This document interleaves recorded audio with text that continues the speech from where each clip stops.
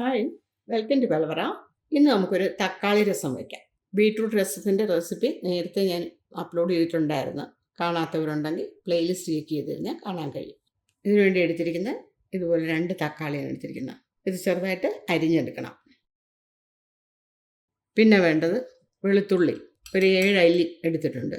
പിന്നെ ഇഞ്ചി ഇതിങ്ങനെ ഒക്കെ ചതച്ചെടുക്കാനുള്ളതാണ്. ഇതുപോലെ 3 പീസ്. പിന്നെ ചെറിയ ഉള്ളി അത് ഒരു 5 എണ്ണം, കുരുമുളക് 1 ടീസ്പൂൺ, മല്ലിയില, കറിവേപ്പില, കായപ്പൊടി, ബാക്കി പൊടികളൊക്കെ ചേർക്കുമ്പോൾ ഞാൻ പറയാം. കായപ്പൊടി നമ്മൾ 3/4 ടീസ്പൂണാണ് ചേർക്കുന്നത്. ഇതിനകത്ത് ശരിക്കും ഇതിൻ്റെ ഫ്ലേവർ നിൽക്കുന്നത് വെളുത്തുള്ളി, ഇഞ്ചി, കുരുമുളക് ഇതിൻ്റെ ആയിരിക്കണം. ഇനി നമുക്ക് ചെയ്തിടാം. ഇനി നമുക്കിതെല്ലാം ഒന്ന് ചതച്ചെടുക്കാം. ഇടിയലി ചതയ്ക്കണമെന്നൊന്നുമില്ല, മിക്സിയിൽ ജസ്റ്റ് ഒന്ന് അടിച്ചാൽ മതി. ചതച്ചെടുക്കാമെങ്കിൽ അതായിരിക്കും നല്ലത്. ഇതുപോലെ ചതച്ചെടുത്തിട്ടുണ്ട്. ഇതിന് ഒരു പാത്രത്തിലേക്ക് മാറ്റാം. ഇനി ഇഞ്ചി,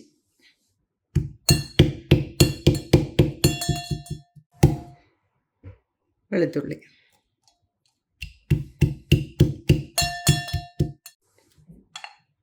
കുരുമുളക് ചതഞ്ഞാൽ മതി, പൊടിയണ്ട.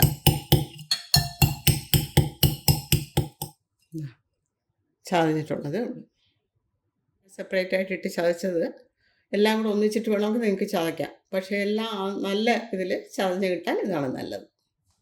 ഞാനിതുപോലൊരു മൺചട്ടിയിലാണ് രസം വയ്ക്കുന്നത്. എപ്പോഴും മൺചട്ടി രസം വയ്ക്കുന്നതാണ് നല്ലത്. അലുമിനിയം പാത്രം ഉപയോഗിക്കരുത്, കാരണം പുളിയാണ് നമ്മൾ. തക്കാളി ആണെങ്കിലും പുളി പിളിഞ്ഞ് ചേർക്കുന്നവരാണെങ്കിലും എല്ലാം. 2 ടേബിൾ സ്പൂൺ വെളിച്ചെണ്ണ. പുളിയുടെ കാര്യം പറഞ്ഞപ്പോഴാണ് ചിലർ നമ്മുടെ പിഴിപുളിയില്ലേ അതും കൂടെ പിഴിഞ്ഞ് ചേർക്കാറുണ്ട്. ഞാൻ ചേർക്കത്തില്ല, തക്കാളി മാത്രം ഉപയോഗിക്കുന്നത്. 1 ടീസ്പൂൺ കടുക് പൊട്ടിക്കഴിഞ്ഞ് ഇനി ഇതിലേക്ക് ചുമന്നുള്ളി. നമ്മൾ താളിച്ചിട്ടാണ് ബാക്കിയുള്ളതൊക്കെ ചെയ്യുന്നത്. 2 ചുവന്ന മുളക്, കുറച്ച് കറിവേപ്പില.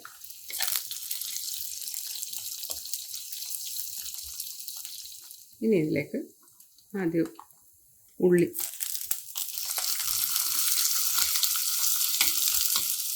ഇഞ്ചി, വെളുത്തുള്ളി ചതച്ചത്, കുരുമുളക് ചതച്ചത്,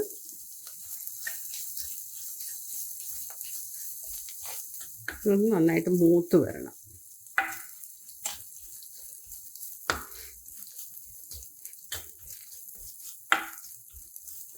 നല്ല മണം വന്നു തുടങ്ങി. അല്പവും കൂടെ ഒന്ന് മൂത്താൽ മതി.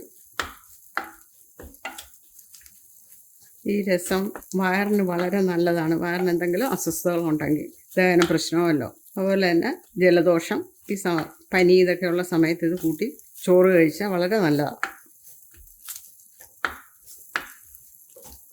ചിലരിതിങ്ങനെ വെച്ച് കഴിഞ്ഞിട്ട് അതിൻ്റെ ഈ ഇതുണ്ടല്ലോ ഉള്ളിയും മറ്റുള്ളതൊക്കെ മാറ്റാൻ വേണ്ടിയിട്ട് അത് മാറ്റിയിട്ട് കുടിക്കും.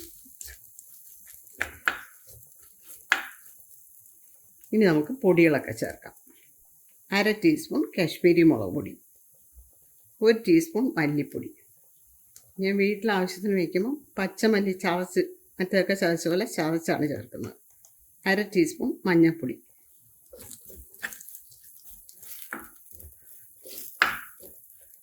അതുപോലെ ഈ ചുവപ്പ് മുളകിൻ്റെ പൊടി ഞാൻ ചേർക്കാറില്ല, കുരുമുളക് മാത്രമാണ് ചേർക്കുന്നത്.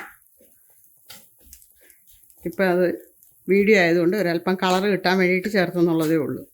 നിങ്ങൾ ചെയ്യുമ്പോഴും കുരുമുളക് മാത്രം ചേർത്ത് ചെയ്യുന്ന അതായിരിക്കും നല്ലത്. 2 മിനിറ്റ് വഴറ്റിയാൽ മതി, ആ പൊടിയുടെ പച്ച മണം മാറാൻ വേണ്ടിയിട്ടാണ്. ഇനി നമുക്ക് തക്കാളി ചേർക്കാം.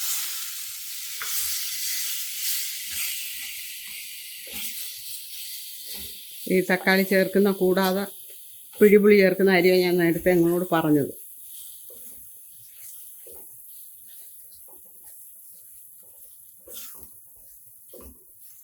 ഇനി നമുക്കിതിലേക്ക് ചൂടുവെള്ളമാണ് ഞാൻ ഈ ചേർക്കുന്നത്. 3 കപ്പ് ചൂടുവെള്ളം നമ്മൾ അടുപ്പിൽ വെന്തുകൊണ്ടിരിക്കുന്ന ഏത് വിഭവമാണെങ്കിലും അതിലേക്ക് ഇങ്ങനെ ചൂടുവെള്ളം ചേർക്കുന്നതായിരിക്കും നല്ലത്.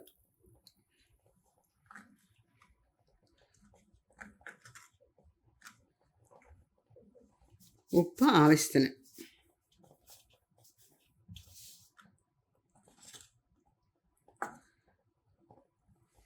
ഇതിപ്പോൾ ഫുൾ ഫ്ലെയിമിൽ കിടക്കുകയാണ്. നമുക്കിതൊന്ന് അടച്ച് വയ്ക്കാം, നന്നായിട്ടൊന്ന് തിളയ്ക്കട്ടെ.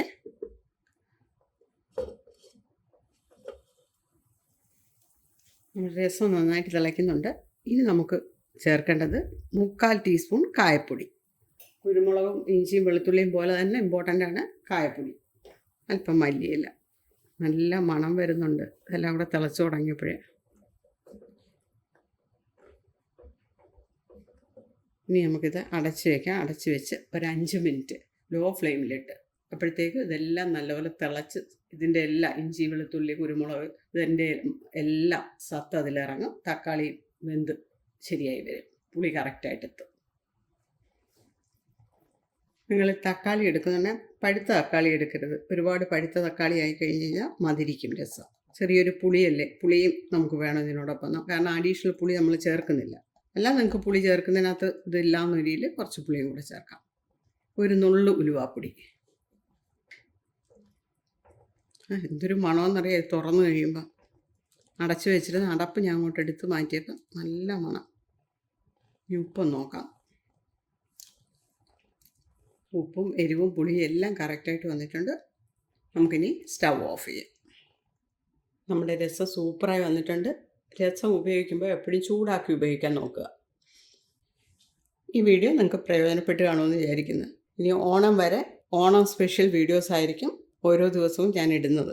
ഈ ചാനലിലേക്ക് സബ്സ്ക്രൈബ് ചെയ്യാതെ ആരെങ്കിലും ഉണ്ടെങ്കിൽ പ്ലീസ് ഒന്ന് സബ്സ്ക്രൈബ് ചെയ്തേക്കണേ. ലൈക്ക് ചെയ്യാനും ഷെയർ ചെയ്യാനും മറക്കണ്ട. താങ്ക്